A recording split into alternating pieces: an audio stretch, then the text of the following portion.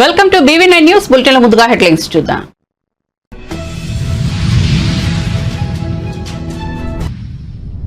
Welcome to top headlines. Hyderabad లోని శిల్పారామంలో ఇందిరా మహిళా శక్తి బజార్ ను CM Revanth Reddy, governor Jishnu Dev Varma, deputy CM బట్టి విక్రమార్కతో కలిసి ప్రారంభించారు. 106 స్టాల్స్ తో నడిచే ఈ నైట్ బజార్లో పూర్తిగా డ్వాక్రా సంఘాలు ఉత్పత్తి చేసిన వస్తువులను అమ్మనున్నారు. ఈ కార్యక్రమంలో డిప్యూటీ సీఎం బట్టి విక్రమార్క పాల్గొని ప్రసంగించారు. రాష్ట్రంలో 1 కోటి మంది మహిళల్ని కోటీశ్వరుల్ని చేయడమే తమ ప్రభుత్వం లక్ష్యమని పేర్కొన్నారు. డ్వాక్రా సంఘాల నేతృత్వంలో మహిళలకు 13 రకాల వ్యాపారాల్లో మెలకువలు నేర్పించి వారిని వ్యాపారవేత్తలుగా తీర్చిదిద్దుతామని తెలియజేశారు. తాజాగా సోలార్ విద్యుత్ రంగంలో పలు కాంట్రాక్టర్లు కూడా మహిళల వ్యాపారవేత్తలకు ఇస్తున్నామని అన్నారు. రాష్ట్రంలో మహిళలకు మహాలక్ష్మి పథకం ద్వారా రాష్ట్రంలోని మహిళలకు ఉచిత బస్సు సౌకర్యం కల్పిస్తున్నామని అన్నారు. యావత్ మంత్రి మండలి మొత్తం కూడా వారి అవసరాల నిమిత్తం తీసుకున్నటువంటి అనేక ప్రజా సంక్షేమ కార్యక్రమాలు, ఆ సంక్షేమ కార్యక్రమాల్లో ప్రజలు సంతోషంగా చేసుకున్నటువంటి సంబరాలు. మా హౌసింగ్ శాఖ మార్చులు శ్రీనివాసరెడ్డి గారు, అట్లాగే శాఖ అధికారులు చెప్పినట్టుగా ప్రతి జీవికి ఒక గూడు అవసరం. అట్లాగే మనుషులకి మరీ ముఖ్యంగా అవసరం. ఇల్లు అనేది లేకుండా ఉన్నటువంటి వాళ్ళు ఉంటే వాళ్ళకి ఎంత బాధనో, అందరూ బాగుండాలని కోరుకునేటువంటి అందరికీ వాళ్ళకి కూడా అంతే బాధ. ఈరోజు మనం చేసేటువంటి ఈ యాప్ ప్రారంభోత్సవ కార్యక్రమం రాష్ట్రంలో ఉన్నటువంటి లక్షలాది మంది ఇల్లు లేనటువంటి పేద ప్రజలకి ఇల్లు శాంక్షన్ చేసే కార్యక్రమాన్ని పెద్ద ఎత్తున లాంఛనంగా ఈరోజు మొదలు పెడుతున్నటువంటి కార్యక్రమం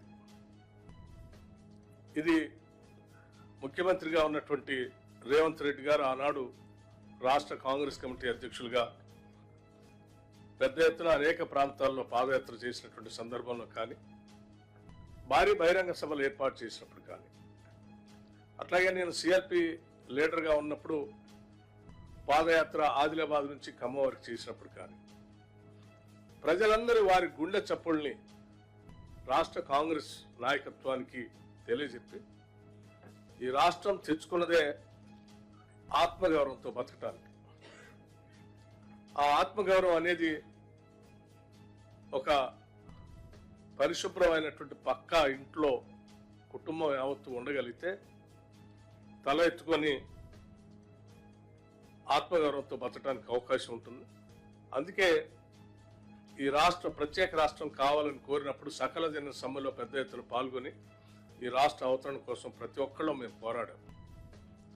కానీ మా అవసరాలు కానీ మా ఆత్మగౌరవం కానీ ఏమాత్రం తీర్చకుండా 10 సంవత్సరాలు మా ఆస్తుల్ని, వనరుల్ని దోపిడీ చేస్తున్నటువంటి ప్రభుత్వాన్ని తొందరగా తొలగించి ఇందిరమ్మ రాజ్యాన్ని తీసుకొని రండి, పేదల ప్రభుత్వంగా ప్రజల అవసరాలు తీర్చడం కోసం మీరందరూ ముందుండి నడిపించండి అని ప్రతి పేదవాడి గుండె చప్పుడు మా అందరికి వినిపించింది.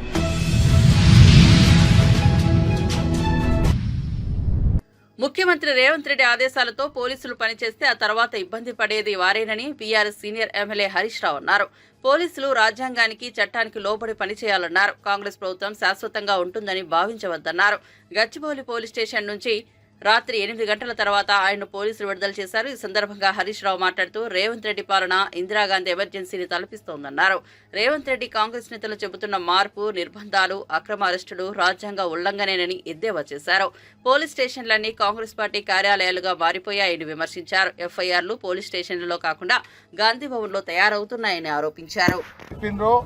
అర్ధరాత్రి పూట గిరిజనుల మీద దాడి చేసి ఈ రోజు కూడా ఆ గిరిజనులందరినీ కూడా జైళ్లలో నిర్బంధించారు. అంటే రేవంత్ పాలన ఆనాటి ఇందిరమ్మ రాజ్యంలోని ఎమర్జెన్సీ పాలనను ఇవాళ తలపిస్తూ ఉంది. ఎవరు కూడా పోలీసులతో రాజ్యమేలిన ఏ ప్రభుత్వం కూడా ముందు పడలేదు. పోలీసులను అతిగా ప్రయోగించిన ఏ ప్రభుత్వాన్ని కూడా ప్రజలు సహించలేదు. ఇందిరమ్మ లాంటి వాళ్ళను సైతం కూకటి వేలతో పెకిలించిన దేశం ఈ భారతదేశం. ఇవాళ రేవంత్ రెడ్డి కూడా పోలీసులను అడ్డం పెట్టుకొని ప్రతిపక్షాల గొంతు నొక్కాలని, ప్రశ్నించే గొంతు నొక్కాలని ఇవాళ రేవంత్ రెడ్డి గారు ప్రయత్నం చేస్తూ ఉన్నారు. ఇవాళ పోలీస్ స్టేషన్లన్నీ కూడా కాంగ్రెస్ పార్టీ ఆఫీసులుగా మారిపోయినాయి. ఎఫ్ఐఆర్లు పోలీస్ స్టేషన్లలో తయారైతలేవు, గాంధీ భవన్లో ఎఫ్ఐఆర్లు తయారైతా ఉన్నాయి. ఏ సెక్షన్లు పెట్టాలనో, ఎవరిని అరెస్టు చేయాలో గాంధీ భవన్ నుంచి, కాంగ్రెస్ పార్టీ కార్యాలయం నుంచి ఇవాళ ఆదేశాలు ఇస్తున్నటువంటి పరిస్థితి ఉన్నది. పోలీసు ఉన్నతాధికారులు కూడా ఇవాళ ఒక విషయం ఆలోచించుకోవాలి. మీరు రేవంత్ రెడ్డి ఏం శాశ్వతం కాదు. ఈయన ఇవాళ ఉంటాడు, రేపు పోతాడు. రేపు మళ్ళీ బీఆర్ఎస్ ప్రభుత్వం రావచ్చు, ఇంకో ప్రభుత్వం రావచ్చు. కానీ పోలీసులు ఒక విషయం గుర్తుపెట్టుకోవాలి, రాజ్యాంగానికి లోబడి, చట్టానికి లోబడి పనిచేయాలి తప్ప రేవంత్ రెడ్డి ఆదేశాలతో మీరు పనిచేస్తే రేపు మీరు ఇబ్బంది పడతారు. చట్టం శాశ్వతంగా ఉంటుంది, రాజ్యాంగం శాశ్వతంగా ఉంటుంది తప్ప రేవంత్ రెడ్డి ఏం శాశ్వతంగా ఉండడు. ఆయన ఇష్టం వచ్చినట్టు ఒక సైకో లాగా ఇవాళ రేవంత్ రెడ్డి వివరిస్తూ ఉన్నాడు. ఒక సాడిస్టిక్ ప్రెషర్లో రేవంత్ రెడ్డి గారు ఉన్నారు. అంటే ఆయన ఒక పగ, ప్రతీకారంతో ఆయన పనిచేస్తూ ఉన్నాడు. ఇవాళ రేవంత్ రెడ్డి గారు ఒకటే విషయం ఆలోచించుకోవాలి. ఆయన ఏదో ప్రతిపక్షంపై పగబెట్టి గౌరవ ఎమ్మెల్యేలను, ప్రతిపక్ష నాయకులను నోటికొచ్చినట్టు మాట్లాడుతూ ఉన్నాడు. ఆయనలో ఒక సాడిస్టిక్ ప్రెషర్ ఉన్నది. అంటే గతంలో మరి ఏ రకంగా అయితే ఇవాళ కాంగ్రెస్ పాలన ఉందో ఈరోజు మళ్ళీ అదే రకంగా అంటే బీఆర్ఎస్ కార్యకర్తల్ని, ఎమ్మెల్యేలని అరెస్ట్ చేయాలి, ఇబ్బంది పెట్టాలి అనే ఒక పగతో, ప్రతీకారంతో రేవంత్ రెడ్డి పనిచేస్తున్నట్టు కనబడతా ఉంది. నీ ఏడాది పాలనలో కేసీఆర్ గారు కట్టించిన ఫ్లైఓవర్లకు ఇనాగరేషన్లు చేసినావు, కేసీఆర్ గారు కట్టించినటువంటి ఎస్టీపీలను ఇనాగరేషన్ చేస్తున్నావు, కేసీఆర్ గారు కట్టించిన కాలోజీ క్షేత్రాన్ని ఇనాగరేషన్ చేసినావు తప్ప అసలు నీ ఏడాది పాలనలో ఒక ఇల్లు కట్టినవా? నీ ఏడాది పాలనలో ఒక పాలసీ తెచ్చినవా? నువ్వు చేసిన ఒక్క మంచి పని ఉందా? నువ్వు ఒకవైపు ఏమో ప్రజాపాలన అంటున్నావు. ప్రజాపాలన కాదు, ఈ రాష్ట్రంలో రాక్షస పాలన నడుస్తా ఉంది. ఎక్కడ ప్రజాపాలన? రేషన్ బియ్యం అక్రమ రవాణాపై సిబిసిఐడి విచారణ జరుపుతుందని పౌర సరఫరాల శాఖ మంత్రి నాదెండ్ల మనోహర్ తెలిపారు. బియ్యం అక్రమ రవాణాపై ఇప్పటి వరకు 1066 కేసులు నమోదు చేశామన్నారు. ఇప్పటి వరకు 1,20 టన్నుల బియ్యం అక్రమ రవాణా జరిగిందని వెల్లడించారు. రైస్ మిల్లర్ల అసోసియేషన్ ప్రభుత్వంతో కలిసి పనిచేయాలని సూచించారు. కాకినాడ పోర్టు ద్వారా బియ్యం అక్రమ రవాణాలో కొందరు సీనియర్ అధికారుల పాత్ర ఉందని ఆరోపించారు. కాకినాడ కలెక్టర్ ఆధ్వర్యంలో స్టెల్లా షిప్లో అణువణువు తనిఖీ జరుగుతోందని చెప్పారు. అక్కడ ఉన్న పరిస్థితులు, వాస్తవాలు రాష్ట్ర ప్రజలందరూ కూడా చూశారు. ఒక ఉక్కు పాదంతో, జీరో టాలరెన్స్తో ఒక ప్రక్షాళన జరగాలనే ఆలోచనతోటి రాష్ట్ర ప్రభుత్వం చాలా సీరియస్గా ఉంది. దీనిపైన గత ప్రభుత్వం ఏర్పాటు చేసిన ఒక మాఫియాని, ఒక ఆర్గనైజ్డ్ నెట్వర్క్ని బదలుగొట్టాలని మొన్న క్యాబినెట్లో కూడా గౌరవ ముఖ్యమంత్రి గారి అధ్యక్షతన దానిపైన డిస్కస్ చేయడం జరిగింది. ఈరోజు గౌరవ ముఖ్యమంత్రి గారు రాష్ట్ర ప్రభుత్వం తరఫున కాకినాడలో జరిగిన సంఘటనలు, ఈ రాష్ట్రంలో జరుగుతున్న పీడిఎస్ కేసులపైన, పీడిఎస్ స్మగ్లింగ్ పైన మేము నమోదు చేసిన కేసులు, వీటిపైన సమగ్రంగా విచారణ జరగాలనే ఉద్దేశంతో సిబిసిఐడి ఎంక్వైరీని ఇప్పుడు వరకు కూటమి ప్రభుత్వం ఏర్పడిన తర్వాత రాష్ట్ర వ్యాప్తంగా జరిగిన దాడుల్లో 1066 కేసులు నమోదు చేశాం. 1066 కేసుల్లో 62,000 మెట్రిక్ టన్నుల బియ్యం మేము సీజ్ చేయడం జరిగింది. దాని మార్కెట్ విలువ 240 కోట్ల రూపాయలు. వీళ్ళు చేస్తున్న అరాచకంలో అది చాలా చిన్న శాతం అని మేము భావిస్తున్నాం. ఒక కాకినాడ పోర్టు నుంచే గత 3 సంవత్సరాల్లో 1,31,00,000 మెట్రిక్ టన్నుల బియ్యం ఎగుమతి జరిగిందని అదొక స్మగ్లింగ్ డన్ గా ఏర్పాటు చేసుకుని రాష్ట్రానికి, ప్రజలకి నష్టం కలిగించే విధంగా వాళ్ళు పరిపాలించిన విధానం మీ అందరికీ కూడా ఈ పాటికే మీకు తెలిసింది. ఈ రోజు గౌరవ ముఖ్యమంత్రి గారు తీసుకున్న నిర్ణయాన్ని మనస్ఫూర్తిగా మేము హర్షం వ్యక్తపరుస్తూ, ఈ విధమైన స్ఫూర్తి నింపినందుకు మాకు గౌరవ ఉప ముఖ్యమంత్రి గారు పవన్ కళ్యాణ్ గారికి ప్రత్యేకంగా ధన్యవాదాలు తెలుపుకుంటున్నాం. క్షేత్రస్థాయిలో ఎవరికైతే ఇంకా సమాచారం ఉందో దయచేసి మీరందరూ కూడా ఈ ఇన్వెస్టిగేషన్లో సహకరించండి, విలువైన సమాచారం అందించండి. అదేవిధంగా రాష్ట్ర వ్యాప్తంగా రైస్ మిల్లర్స్ని కూడా మేము రిక్వెస్ట్ చేస్తున్నాం. ఈ సందర్భంగా ధాన్యం కొనుగోలు విషయంలో కానివ్వండి, పీడిఎస్ రైస్ స్మగ్లింగ్ విషయంలో కానివ్వండి, మీరు ప్రభుత్వంతో పాటు కలిసి పనిచేయాల్సిందే. ప్రభుత్వ వ్యతిరేకంగా చేసే కార్యక్రమాల్లో మాత్రం మీరు పాల్గొంటే చాలా ఖచ్చితంగా వాళ్ళపైన యాక్షన్ తీసుకుంటాం. ఈ రోజు వరకు రాష్ట్రంలో ఈ ఖరీఫ్ సీజన్లో 10,59,000 మెట్రిక్ టన్నులు మేము ధాన్యం కొనుగోలు చేశాం. ఇదొక రికార్డు. గత 10 రోజుల్లోనే 6,63,000 మెట్రిక్ టన్నులు మా సివిల్ సప్లైస్ కార్పొరేషన్ ధాన్యం కొనుగోలు చేసింది. ఎవరైతే అనవసరంగా రోజు ప్రెస్ మీట్లు పెట్టి రకరకాలుగా మాట్లాడుతున్నారో మీరు వచ్చి క్షేత్రస్థాయిలో మీరు పర్యటించండి, తెలుసుకోండి వాస్తవాలు ఏంటో. ఉత్తరాంధ్రలో గత ప్రభుత్వం ఇదే రోజుకి కేవలం 2092 మెట్రిక్ టన్నులు ధాన్యం కొనుగోలు చేశారు. రైతుకి మేము అద్భుతంగా పరిపాలన చేశామని చెప్తున్న జగన్మోహన్ రెడ్డి గారు తెలుసుకోవాలి ఈ వివరాలు. 161,489 మెట్రిక్ టన్నులు ఒక్క ఉత్తరాంధ్రలోనే మేము కొనుగోలు చేశాం. ఎంత వ్యత్యాసం ఉందో చూడండి. విజయనగరం జిల్లాలో 210 మెట్రిక్ టన్నులు వాళ్ళు కొనుగోలు చేస్తే 54,663 మెట్రిక్ టన్నులు మా కూటమి ప్రభుత్వం కొనుగోలు చేసింది. 24 గంటల లోపే 2,280 కోట్ల రూపాయలు రైతుల ఖాతాలోకి మేము జమ చేశాం. ప్రస్తుతం స్టెల్లా షిప్లో ప్రతి బస్తా చెక్ చేసే విధంగా కలెక్టర్ గారి ఆధ్వర్యంలో ఒక టీం ఫామ్ చేశాం. కమిషనర్ గారు ప్రతిరోజు మానిటర్ చేస్తున్నారు. తప్పకుండా లోతుగా దాంట్లో వెళ్తాం.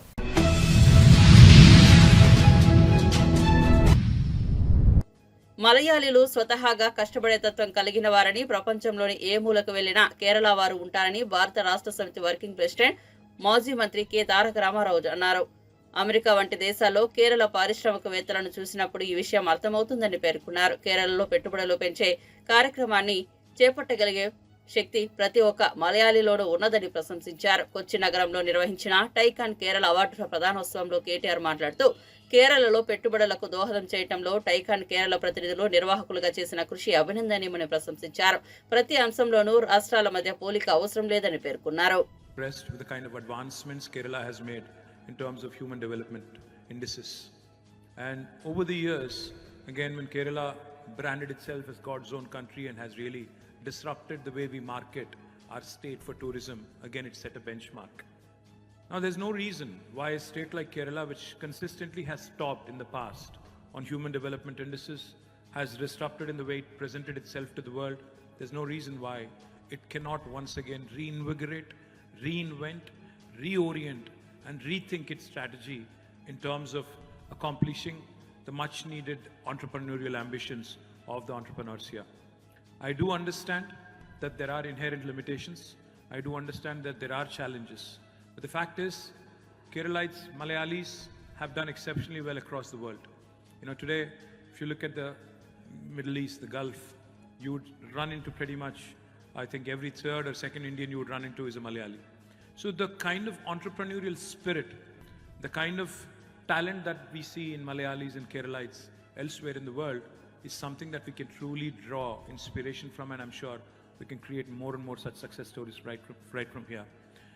And one thing I'd like to add to what Vinay said, entrepreneurship is certainly a lonely journey.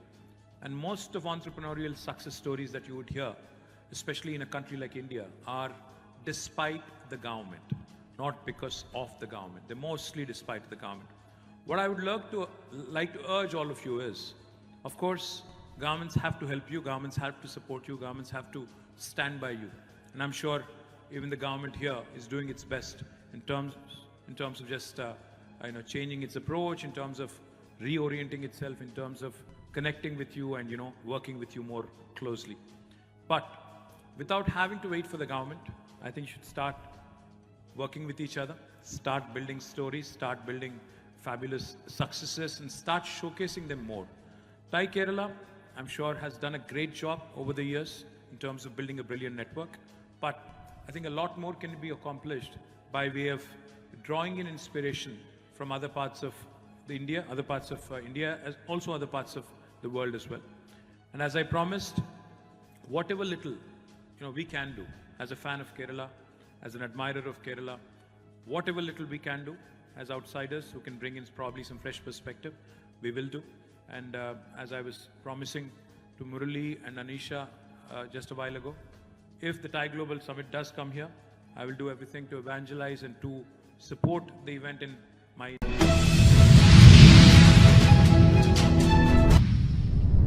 రాష్ట్రంలో సాగునీటి సంఘాల ఎన్నికలకు ప్రభుత్వం సమాయత్తమవుతోంది. ఎన్నికలు డిసెంబర్ 14వ తేదీన మొదలై 3 అంచెలుగా నిర్వహిస్తామని మంత్రి తుమ్మల రామానాయుడు వెల్లడించారు. ఆయన సచివాలయంలో మీడియాతో మాట్లాడారు. 2015లో అప్పటి తెలుగుదేశం ప్రభుత్వం హయాంలో ఆఖరుగా సాగునీటి సంఘాల ఎన్నికలు జరిగాయని గుర్తు చేశారు. ఆ తర్వాత వచ్చిన వైసీపీ ప్రభుత్వం 2020లో సాగునీటి సంఘాలు రద్దు చేసిందని తెలిపారు. సాగునీటి సంఘాలను రద్దు చేయడం అంటే వ్యవసాయాన్ని రద్దు చేయడమేనని అభిప్రాయపడ్డారు.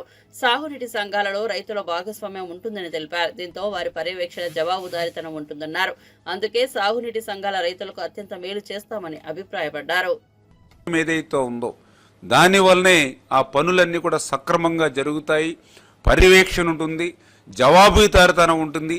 అందుకే సాగునీటి సంఘాలు రైతులకు అత్యంత మేలు జరుగుతాయని చెప్పి రైతులు భావిస్తున్నటువంటి తరుణంలో ఆ రోజు వైఎస్ఆర్సీపీ ప్రభుత్వం ఆ నీటి సంఘాలని రద్దు చేసినటువంటి పరిస్థితిని ఇవాళ రైతాంగం అంతా కూడా తీవ్రంగా మరి ఖండించడంతో మరి మొన్న జరిగినటువంటి ఎన్నికల్లో వైఎస్ఆర్సీపీకి ఆ యొక్క 11 సీట్లు ఘోర పరాభవం, ఒక రకంగా ప్రతిపక్ష హోదా కూడా రాకుండా ఫలితాలు వచ్చాయని అంటే రైతు వ్యతిరేక విధానాల వల్లే ఆ యొక్క వైఎస్ఆర్సీపీ ప్రభుత్వానికి అటువంటి పరిస్థితి వచ్చింది. అందుకు సాగునీటి సంఘాల రద్దు కూడా ఒక ఉదాహరణ అనే విషయాన్ని సందర్భంగా తెలియజేసుకుంటూ, అందుకే ఈరోజు మళ్ళీ తెలుగుదేశం ప్రభుత్వం అధికారంలోకి వచ్చిన తర్వాత ఈ ఎన్డీఏ ప్రభుత్వం మళ్ళీ సాగునీటి సంఘాలని పునరుద్ధరిస్తున్నటువంటి పరిస్థితి.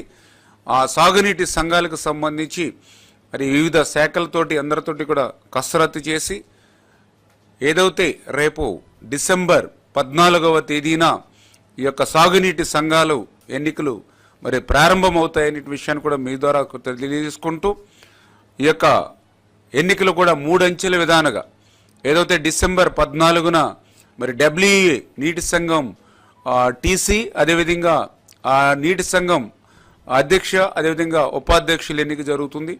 రెండవ విడతగా మరి ఏదైతే మరి సెకండ్ విడత, అదేవిధంగా థర్డ్ విడత, 3 విడతలుగా మరి వాటరు సంబంధించినటువంటి డిస్ట్రిబ్యూటరీ కమిటీ రెండవ విడతగా, ప్రాజెక్ట్ కమిటీ 3వ విడతగా ఇట్లా ఎన్నికలు ఏదైతే జరుగుతున్నాయో అది డిసెంబర్ 14వ తేదీ నుంచి మరి యొక్క సాగునీటి సంఘ ఎన్నికలు జరుగుతాయని చెప్పేసి కూడా మరి మీ ద్వారా కూడా ఈ సందర్భంగా తెలియజేసుకుంటూ, ఏదైతే చంద్రబాబు నాయుడు గారు కూడా చాలా క్లియర్గా మరి ఆయన ఆదేశాలు, ఒక్కసారి వరద వస్తే మళ్ళీ 2-3 సంవత్సరాలు కొరువు రానిటువంటి విధంగా ఆ యొక్క వరద నీటిని వడిసి పట్టి మనం నిల్వ చేసుకోవాలి, ప్రతి ఆఖరి ఎకరానికి కూడా సాగునీరు అందించేటువంటి విధంగా మనం చర్యలు తీసుకోవాలి అనేటువంటి ఆయన ఆలోచనలోకి అనుగుణంగానే ఈ యొక్క సాగునీటి సంఘాల ఎన్నికలను కూడా ముందుకు తీసుకెళ్తూ ఉన్నాం. ఎందుకంటే గత 5 సంవత్సరాల్లో మనందరం కూడా చూసాం, ఎక్కడ కూడా ఏ కెనాల్ మీద కానీ, ఏ డ్రైన్స్ మీద కానీ, ఏ రిజర్వాయర్ దగ్గర కానీ ఒక్క తట్ట మట్టి 5 సంవత్సరాల్లో తీసినటువంటి పరిస్థితి లేదు. డీసిల్టేషన్ మాట్లాడుంచి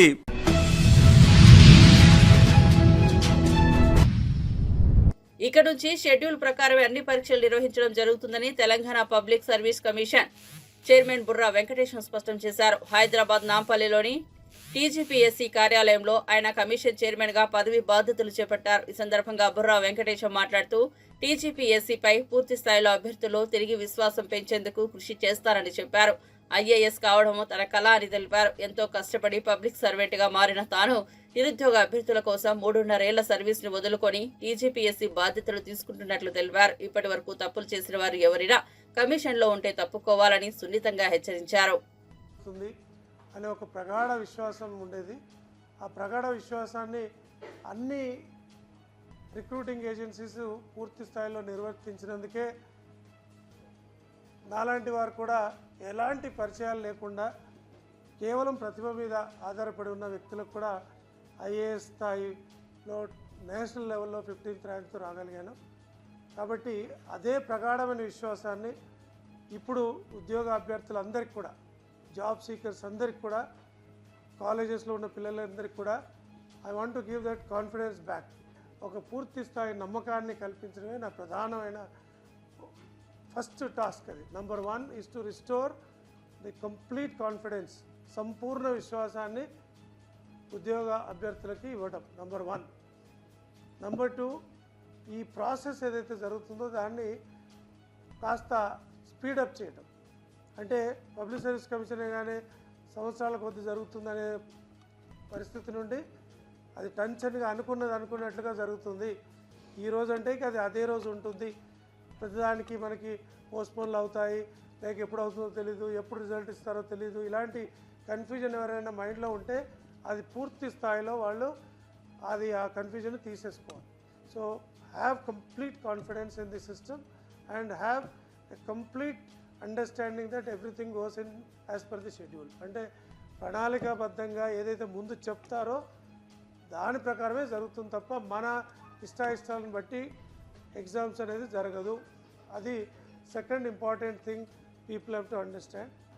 ఒక ముందు నుండే ఒక అవగాహన వాళ్ళతో రెగ్యులర్గా ఎగ్జామ్ గోయింగ్ స్టూడెంట్స్కి కానీ వాళ్ళ తల్లిదండ్రులకు కానీ ఒక అవగాహన ముందు నుండే ఒక అవుట్ రీచ్ అనేది ఎప్పుడు కాన్స్టెంట్ కమ్యూనికేషన్. అంటే ఒక పసిబిడ్డని తల్లిదండ్రులు ఒక బాగా ఎంజాయ్ చేయాలని గాల్లోకి వేసినప్పుడు ఆ పసిబిడ్డకు ఒక నమ్మకం ఉంటుంది, తను కింద పడకుండా అమ్మ నాన్న పట్టుకుంటారని ఒక నమ్మకం ఉన్నప్పుడు ఎంజాయ్ చేస్తారు. నన్ను ఎవరు పట్టుకోకపోతే ఏమైందనే భయం ఉందనుకోండి, ఏడుపు వస్తుంది. అట్లాగే ఎగ్జామ్ రాయడం అనేది ఒక హాయిగా రాసే ఎగ్జామ్ లాగా ఉండాలి తప్ప భయం కొద్దీ ఎప్పుడేమవుతుందనే ఒక అవిశ్వాసం వల్ల వచ్చే అవన్నీ కూడా ఉద్యోగ అభ్యర్థులు మొత్తం వాటిని పక్కన పెట్టాల్సిందిగా కోరుతున్నాను. నాకుండే సౌలభ్యం ఏంటంటే నేను 90sలో సెలెక్ట్ అయినప్పుడు ఆ కాలంలో ఉన్న వాళ్ళ పిల్లలే ఇప్పుడు ఎగ్జామ్స్ రాస్తున్నారు. 90sలో ఉన్న వాళ్ళ తల్లిదండ్రుల ఆ పిల్లలు ఇప్పుడు తల్లిదండ్రులు అయ్యి వాళ్ళు ఇప్పుడు వాళ్ళ పిల్లలు ఎగ్జామ్స్ రాస్తున్నారు. ఆ తల్లిదండ్రులందరూ కూడా నేను ఎవరో తెలుసు, చాలా ఇంట్లో. పుష్ప 2 సినిమా రిలీజ్ ముందు రాత్రి 10 గంటలకు హైదరాబాద్ సంధ్యా థియేటర్లో అభిమానులు షో వేశారు. ఇందుకు తండోపతండాలుగా ఫ్యాన్స్ హాజరయ్యారు. అయితే అల్లు అర్జున్ వస్తున్నాడు అనగానే పెద్ద ఎత్తున తోపులాట జరగడం, కొందరు గాయపడడం, ఒకరు చనిపోవడం జరిగింది. దీనిపై రేవతి భర్త భాస్కర్ మీడియా ముందుకు వచ్చాడు. మా బాబు శ్రీజ అల్లు అర్జున్ ఫ్యాన్, వాడి కోసమే మేము కుటుంబంతో సినిమాకి వచ్చాం. అందరూ మా బాబుని పుష్ప అని పిలుస్తారు. మొదట నా భార్య పిల్లలు లోపలికి వెళ్లారు. అప్పటికి అభిమానులు మామూలుగా ఉండే ఒక్కసారి అల్లు అర్జున్ రావడంతో క్రౌడ్ పెరిగింది, తొక్కిసలాట జరిగింది. మా బాబు పరిస్థితి విషమంగా ఉందని డాక్టర్స్ చెప్పారు. కానీ ఒక్కసారిగా అభిమానులు పోటెత్తడంతో మా భార్యను కోల్పోవడం తట్టుకోలేకపోతున్నా. ఇక పోలీసులు సిపిఆర్ చేసినప్పుడు మా బాబు స్పృహలోకి వచ్చాడు. వెంటనే ఆసుపత్రికి తరలించారు. వెంటనే అల్లు అర్జున్ స్పందించి కుటుంబానికి అండగా ఉండాలని డిమాండ్ చేస్తున్నామని బంధువులు పేర్కొన్నారు. అదేవిధంగా బందోబస్తు సరిగా చేయని సంధ్యా థియేటర్ పై చర్యలు తీసుకోవాలని డిమాండ్ చేశారు. అల్లు అర్జున్ అనే ఫ్యామిలీ మెంబర్స్ వచ్చి తొక్కిసలాటలో ఒక లేడీ మరణానికి కారణమైన అతనిపై కల్పేబుల్ హోమిసైడ్ కింద కేసు పెట్టి కేసు నమోదు చేసి ఎఫ్ఐఆర్ చేసి వెంటనే అరెస్ట్ చేసి రిమాండ్ చేయాలని చెప్పి, అదే విధంగా ఈ ప్రీమియర్ షో వెంటనే ఆపేయాలని చెప్పి మేము న్యాయవాదులుగా మేము డిమాండ్ చేస్తున్నాము. అల్లు అర్జున్ ఇప్పటి వరకు స్పందించకపోవడం దౌర్భాగ్యం. ఎందుకంటే ఆయనకు డబ్బుల మీద ధ్యాస ఉంది కానీ ప్రజల మీద ధ్యాస లేదు.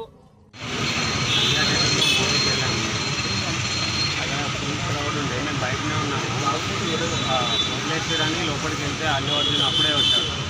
రాగానే ఇట్లా ఒకటేసారి పబ్లిక్ అనేది అంతా జామ్ అయిపోయింది. నేను మా పాప పక్కకున్నాము, మా మిస్టర్ బాబు కొద్దిగా ముందుకెళ్ళారు. ఆ పుషింగ్లో వాళ్ళు ముందుకు వెళ్ళిపోయారు. నేను కాల్ చేస్తే ఆ లోపల ఉన్నా అని చెప్పింది. అయితే రష్ ఎక్కుంది కదా, పాప ఉందని నేను బయటనే నిలబడ్డాను. ఒక 10-15 మినిట్స్ తర్వాత కాల్ చేస్తే స్విచ్ ఆఫ్ మా పాప ఏడుస్తూ ఉంది. నేను మా కజిన్ వాళ్ళ ఇంటి దగ్గర డ్రాప్ చేసి మళ్ళీ వచ్చి థియేటర్ దగ్గర ఆడితే అప్పుడు అక్కడ వాళ్ళు పోలీస్ వాళ్ళని అడిగితే ఇక్కడ అంటే ఒక ఫోన్లో వీడియో చూపిస్తే ఆ వీడియోలో మా బాబాయ్ అంటే మా బాబాయ్ ఇస్తారు. అది ఏంటంటే దుర్గాబాయ్ దేశ్ముఖ్ అన్నాడు. అక్కడ తీసుకెళ్ళి వీడియో తీసుకొని తీసుకెళ్ళారు. కొద్దిగా ముందుకు వెళ్ళగానే మళ్ళీ చికట్పల్లి పిఎస్ అని చికట్పల్లి పిఎస్ చేసుకొచ్చారు.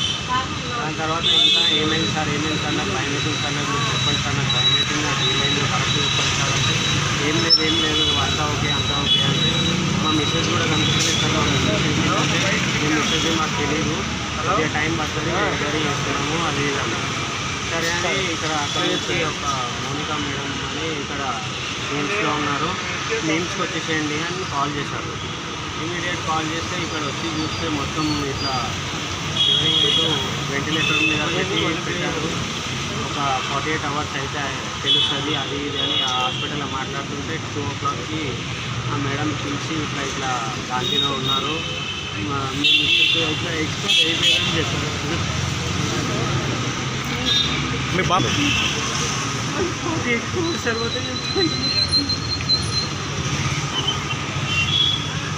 ఎక్కడ ఉంటారు మీరు?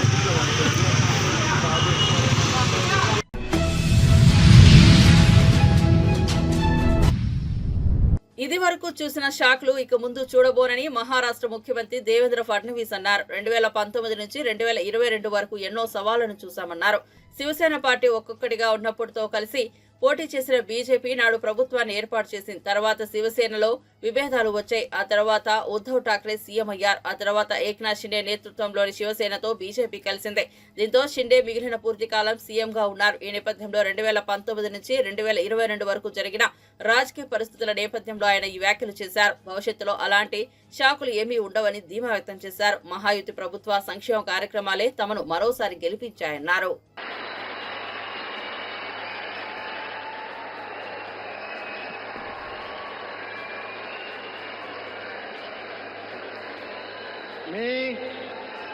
मी देवेंद्र सरिता गंगाधरराव फडणवीस ईश्वर साक्ष शपथ घेतो की कायद्याद्वारे स्थापित झाले आहे अशा भारताच्या संविधानाबद्दल मी खरी श्रद्धा व निष्ठा बाळगेन. मी भारताची सार्वभौमता व एकात्मता उन्नत राखीन. मी महाराष्ट्र राज्याचा मुख्यमंत्री म्हणून माझी कामे निष्ठापूर्वक व सत्सद विवेक बुद्धीने पार पाडेन आणि संविधान व कायदा यानुसार सर्व तऱ्हेच्या लोकांना मी निर्भयपणे व निपक्षपातीपणे तसेच कोणाच्याही विषयी ममत्वभाव किंवा आकस न बाळगता न्याय वागणूक देईन.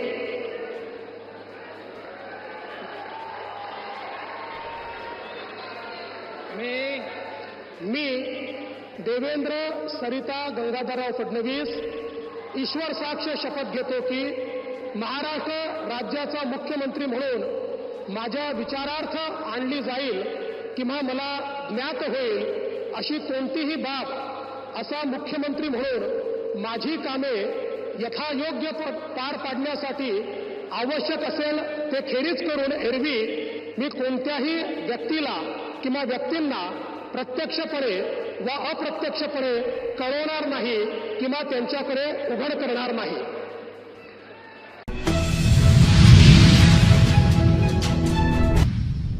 ప్రముఖ నటుడు నందమూరి బాలకృష్ణ తనదైన పంచులతో అభిమానులను ఉత్సాహపరిచారు. కాకినాడ ప్రముఖ ఆభరణాల నూతన షోరూం ప్రారంభోత్సవంలో ఆయన పాల్గొన్నారు. కాకినాడ తన మామగారి ఊరని చెబుతూ తనదైన స్టైల్లో చలోక్తులు విసిరారు. నటి సంయుక్త మేనన్ కూడా ఈ కార్యక్రమంలో పాల్గొన్నారు. ఈ సందర్భంగా బాలయ్య ఎంతో సరదాగా ముచ్చటించారు. తమ మామగారి ఊరిలో షోరూం ప్రారంభోత్సవానికి రావడం ఆనందంగా ఉందన్నారు. ప్రజల యొక్క వాళ్ళ యొక్క అభిమానం, వాళ్ళ యొక్క ప్రేమ వాత్సల్యం, అలాగే నిర్మోహమాటం, ఏమున్నా గుండె బద్దలు కొట్టినట్టు మాట్లాడే స్వభావం నీళ్ళల్లో ఉందని కూడా, గోదావరి నీళ్ళల్లో. అలాగే వెటకారం, అదే ఇక్కడ పుట్టుంటుంది వెటకారం అన్న పదానికి అర్థం. ఎంత మా మామగారు ఉన్నప్పుడు కూడా ఎంతో ఇప్పటికీ ఇక్కడికి వెళ్ళా మనం కట్టడి చూపిస్తున్న అభిమానానికి ఎంతో నా కృతజ్ఞతలు తెలియజేసుకుంటున్నాను. వచ్చి చాలా రోజులైంది ఇటు ప్రాంతానికి, ఇక్కడికి కాకినాడ పట్టణానికి. మనవరు మా గురుగారు ఏదో వాళ్ళ అమ్మాయి గారి అబ్బాయి రిసెప్షన్ కానీ కొత్తపేట వెళ్ళడం జరిగింది. సో ఇవాళ ఇక్కడికి రావడం, కాకినాడకి చాలా ఏళ్ళ తర్వాత అన్ని పాత రోజులన్నీ గుర్తొస్తుంటాయి. అప్పుడు మొదటి ఎన్నికలు, నేనేమో కొత్త పెళ్లి కొడుకుని ఏదో వచ్చాం మామగారింటికంటే ఏకంగా ప్రచారానికి కాకతాళీయంగా యాదృచ్ఛికంగా వెళ్ళడం జరిగింది. స్టేట్ హైయెస్ట్ మెజారిటీ కొట్టాము 82లో, 45,000 మెజారిటీతో. నాడు బీబీసీలో కూడా కో కెనడా అని, ఎందుకంటే మనకి ఇండస్ వ్యాలీ సివిలైజేషన్ మ్యాప్లో చూస్తే కో కెనడా అని ఉంటుంది. ఆ బ్రిటిషర్లకి నోటు తెరక కో కెనడా అని, లేకపోతే రకరకాల పేర్లతో ఒక్కొక్క ఏకత కాలజ్ఞానం, అప్పుడు బ్రహ్మంగారు కానివ్వండి, నాస్ట్రాడామస్ వాళ్ళందరూ కూడా పేర్లు తర్జుమా చేసి అదొక వేరే కథ అనుకోండి.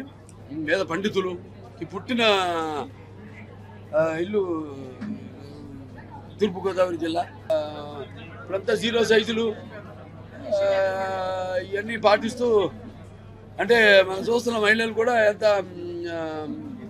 చూడడానికి నాజుగ్గా ఎలా అందంగా ఉండాలి అన్నది ఒక యువతరంలో చూస్తున్నాం మనం. కానీ ఇక్కడ మన నిత్యమేనన్ గారు ఉన్నారు, ఇక్కడ సంయుక్త మేనన్ గారు, సారీ మన సంయుక్త మేనన్ గారు ఉన్నారు. ఏమన్నా ఉన్నారంటే ఉండాలి. ఏంటంటే అదే భలే అయ్యో ఇందుకు గలడు లేడు, ఎందు వెతికినా అందందు గలడా. ఇక్కడ ఉన్నాను నేను, అడుగు పెట్టానే అంతూ చూస్తాను ఏదైనా. దేంట్లైనా అన్స్టాపబులే.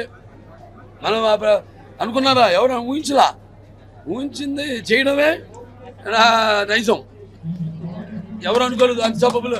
కొన్ని హీరోలు కొన్ని ప్రోగ్రామ్స్ చేస్తున్నారు, ఈయన అసలు రాడేమో దాంట్లో అనుకున్న తరుణంలో మరి అందరికి కాదుగా, నేను చాలా సెలెక్టెడ్గా చేస్తానండి, మంచి ప్రోగ్రామ్స్ చేస్తాను. అది మీకు చెప్పొచ్చి అంటే ఇప్పుడు అన్స్టాపబుల్ ఉంది, దాని ద్వారా నేను మంచి మెసేజ్లు కూడా ఇస్తున్నాం. మంచి అవతల వాళ్ళ మనోభావాలు ఎప్పుడు షూటింగ్లో తలమునకలై ఎప్పుడు ఒత్తిడిలో ఉన్న వాళ్ళకే ప్రజలకు చూసే ప్రజలకే కాదు, మా సినిమాలో కూడా అక్కడికి వచ్చిన వాళ్ళందరూ ఒక్కసారి ఒక స్వతంత్రం వచ్చినట్టే.